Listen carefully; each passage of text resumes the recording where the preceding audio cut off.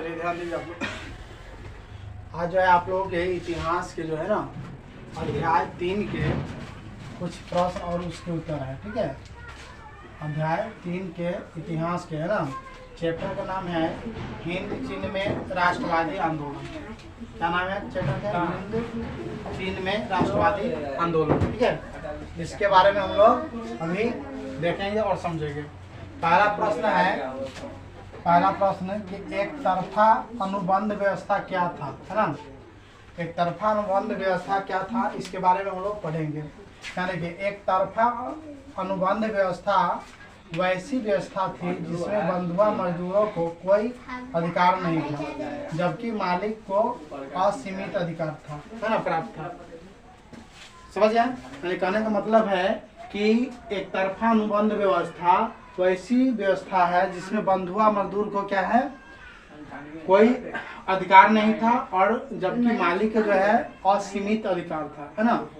चलिए दूसरा प्रश्न है कि बाओदाई कौन था। दूसरा प्रश्न क्या है? बाओदाई कौन था, है ना। ये दूसरा प्रश्न है, बाओदाई कौन था। बाओदाई पूर्व में अन्नाम का शासक था, बाद में फ्रांस के समर्थन से दक्षिणी वियतनाम का शासक बना, है ना। यानी कहने का मतलब है कि बाओदाई कौन था। तो बाओदाई जो था पूर्व में अन्नाम का शासक था, बाद में फ्रांस के समर्थन से दक्षिणी वियतनाम का ये क्या बना, शासक बन गए, है ना। चलिए अगला प्रश्न है तीसरा, हिंद चीन का क्या अर्थ है ना। हिंद चीन का क्या अर्थ है, इसके बारे में हम लोग अभी समझेंगे। चलिए हिंद चीन की जो है, हिंद चीन का अर्थ है उस प्रायद्वीपीय क्षेत्र से है जिसके अंतर्गत, है ना, जिसके अंतर्गत जो है लाओस, कंबोडिया और वियतनाम आते हैं, है ना। यही हिंद चीन का क्या है, क्षेत्र है। चलो याद है हम लोग। अगला प्रश्न है चौथा कि जेनेवा समझौता कब और किनके बीच हुआ था, है ना। तो जेनेवा समझौता जो है 1954 में हुआ था, और उत्तरी वियतनाम और दक्षिणी वियतनाम के बीच ये हुआ था, है ना। जेनेवा समझौता कब हुआ था? जेनेवा समझौता 1954 में हुआ था, उत्तरी वियतनाम और दक्षिणी वियतनाम के बीच। ठीक है, चलिए पांचवा प्रश्न है कि हुआ आंदोलन की चर्चा करें, है ना। ये प्रश्न रहेगा, हुआ आंदोलन की चर्चा करें।